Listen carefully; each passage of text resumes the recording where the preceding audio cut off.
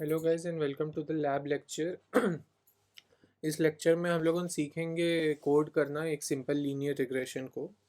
हमारा दो main objective होगा। पहला, साइकिट लर्न को यूज़ करके लीनियर रिग्रेशन बनाना, लीनियर रिग्रेशन मॉडल बनाना। और दूसरा होगा उस मॉडल को बना के उसे ट्रेन करना, टेस्ट करना और यूज़ करना एक डेटा सेट के ऊपर, राइट। तो हमारा पहला काम है डेटा सेट को डाउनलोड करना। तो हमारा डेटा सेट इस लिंक पे अवेलेबल है, so we'll just have to download it. Download करने से जो होता है, data set comes into your local working library which is here. तो we can easily access the data set and and we can perform different actions on the data set। हम data set को access करके उस पर अलग अलग operations कर सकते हैं। ये जो पूरा ये पूरा नोटबुक आपको अवेलेबल होगा डिस्क्रिप्शन में दिए गए लिंक से। दूसरा, we'll now import the packages that we need। तो पांडाज, नमपाई और मैटप्लॉटलिब फ़िलहाल के लिए हम लोग इंपोर्ट किए हैं। मैटप्लॉटलिब से हमारा ग्राफ बनेगा जिससे हम विजुअलाइज कर पाएंगे डेटा को। पांडाज एक बहुत ही स्ट्रॉन्ग डेटा एनालिसिस और मैनिपुलेशन लाइब्रेरी है। पांडा से हम डेटा का, हमारे पास जो CSV फाइल है, हम उसे पांडा का एक डेटा फ्रेम बना देंगे and so that we can easily work on that. और नमपाई से हम एडवांस अरे कैलकुलेशन और मैनिपुलेशन कर सकते हैं, जो सब as we go along we'll see. तो अभी डेटा सेट को समझते हैं। तो हमारे पास जो ये CSV डेटा सेट है, एज यू कैन सी, इस पे बहुत सारे चीज़ है, जैसे कि model, make, vehicle class, engine size, cylinder, transmission, fuel consumption, highway fuel consumption, city fuel consumption combined, और फाइनली है CO2 एमिशन। तो हमारा जो है मेन फोकस ये होगा कि कैसे हम इन सभी चीज़ों से कार्बन डाइऑक्साइड के एमिशन को पता कर सके। मेनली हमारा यही काम है इस डेटा सेट के ऊपर। तो हम सबसे पहले डेटा फ्रेम को डिफाइन करेंगे panda dot read CSV function के साथ, और will take a look at the data. So after we have defined the data set, df dot head function जो होता है, ये हमें डेटा सेट के फीचर्स के ऊपर एक बहुत ही कॉम्प्रिहेंसिव डिटेल देता है, एक एनालिसिस देता है कि हर एक फीचर रिप्रेजेंट क्या कर रहा है। जैसे कि मॉडल ईयर इनमें सारी गाड़ियों का 2014 है, फिर engine size, cylinder, right, fuel consumption, CO2 emission, ये सभी चीज़ें हमारे पास कैसे कैसे अवेलेबल है। All these things are known to us using the df head command. अभी हम लोग थोड़ा और एक्सप्लोर करेंगे इस डेटा सेट को। तो पहले तो हम समराइज़ करेंगे पूरे डेटा सेट को df डॉट डिस्क्राइब से। तो ये हमें पूरा डेटा सेट का समरी देता है, जैसे कि उसका मीन क्या हो गया, उसका काउंट मतलब number of units in the data set. जैसे कि हमारे इस डेटा सेट पे 1067 ठो अलग अलग यूनिक रिकॉर्ड्स है डिफरेंट व्हीकल्स का। फिर what is the top 25%, top 50%, top 75%, what is the maximum number, what is the minimum, and so on and so fourth, right. और अभी हम लोग उन कुछ कुछ स्पेसिफिक फीचर को चुनेंगे जिसके ऊपर हम अपना रिग्रेशन रन करना चाहेंगे, या जिसके ऊपर हम लोग को देखना चाहेंगे कि रिग्रेशन कैसे परफॉर्म होता है।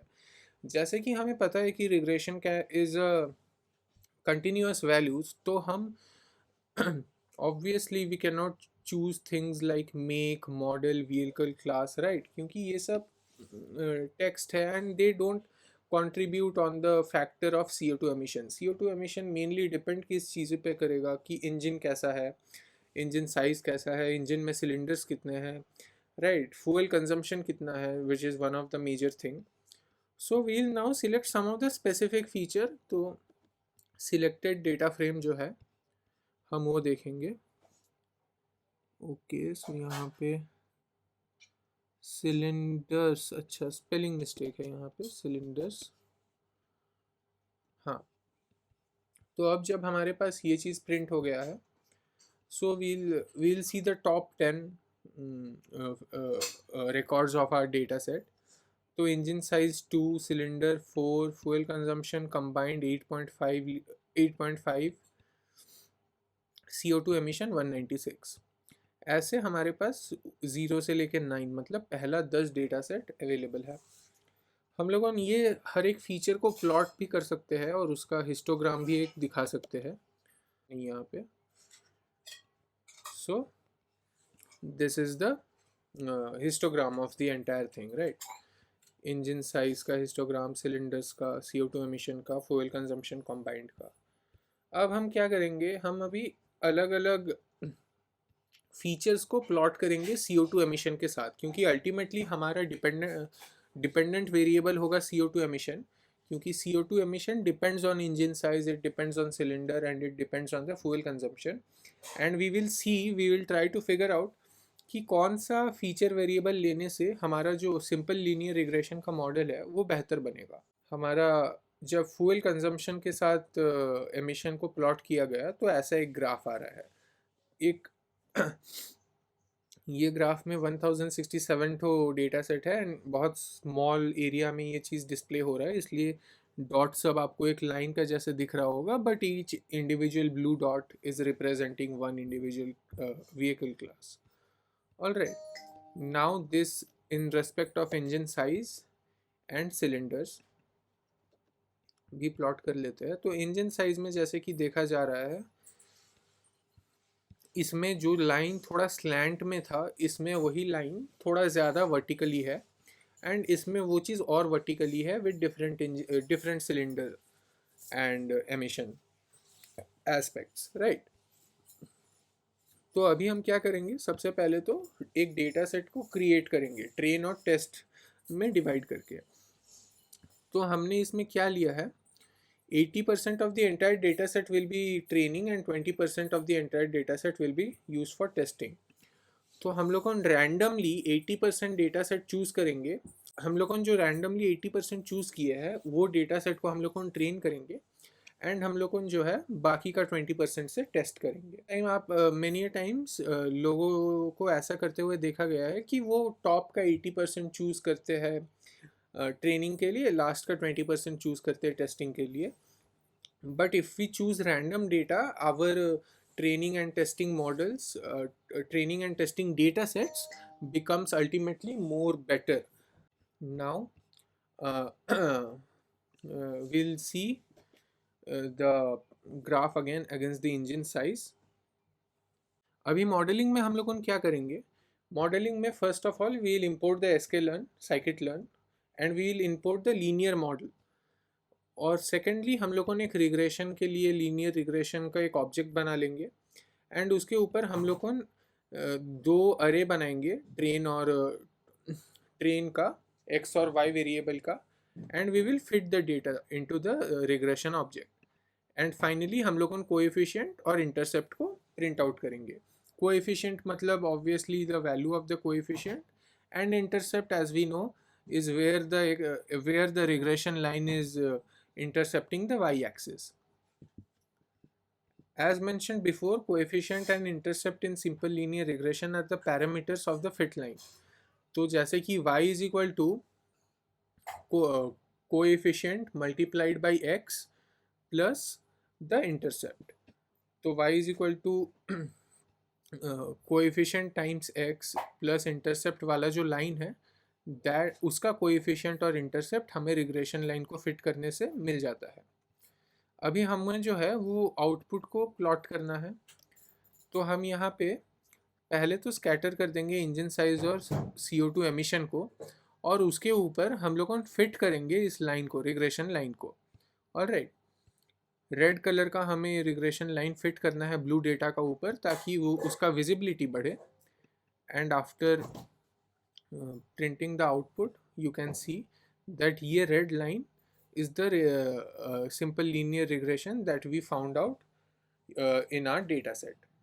अभी हमें इस लाइन को इवेल्युएट भी करना है, और इवेल्युएशन करने का बहुत सारा तरीका हो सकता है, mean absolute error, mean squared error, root mean squared error, R squared error. हमने जब डिस्कस किया था we mainly talked about R squared error, और यहाँ पे भी mean squared error, mean absolute error निकालेंगे और आर स्क्वायर्ड एरर भी निकालेंगे।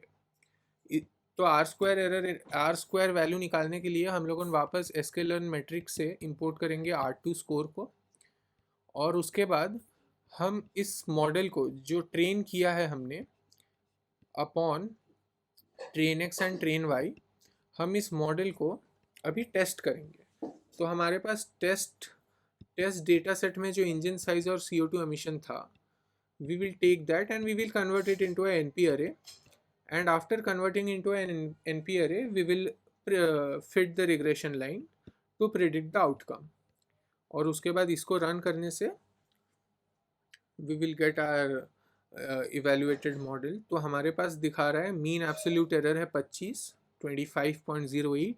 Mean residual sum of error which is the mean squared error is 1096.19, और R2 स्कोर जो है दैट इज़ 0.76। मतलब our model is 76% accurate on the testing data. All right, अभी हम लोगों ने देखेंगे instead of making our model go मतलब instead of taking engine size as the independent variable, what if we take the fuel consumption combined as the independent variable? So we will change the independent variable. So we will again change the train x and test x, because y variable तो same ही रहना है, that is the dependent variable which will remain CO2। तो हम लोगों ने fuel consumption को ले आते हैं इस पूरे सिनेरियो में, और हम वापस से लिनियर रिग्रेशन का लाइन को फिट करते हैं। Now to print out the coefficient and the intercept, we see that the coefficient is 16 and the intercept is 68। All right, and now we will predict this on top of the test model, and उसके बाद हम लोगों इसका भी evaluation करेंगे। Alright, so now as we can see that mean absolute error is 22, which is reduction from the previous that we had of 25.08. We are now having 22.36. Earlier we had 1096.19 as the mean squared error. Now we have only 904, and R square value भी बहुत improve हुआ है। Earlier जो 76% था अभी वो 80% है।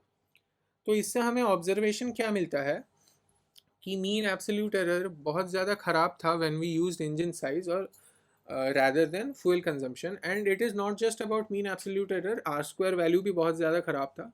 इससे हमें ये भी प्रूव होता है कि fuel consumption combined fuel consumption एक सिंपल लीनियर रिग्रेशन में लेने से we are able to come up with a much better model to predict the value of the carbon dioxide emission of the vehicle. So thank you for following along with this video. I hope आप सबको समझ में आया है, and you can find this file for the collaboratory in the description of the video. See you in the next one. Thank you.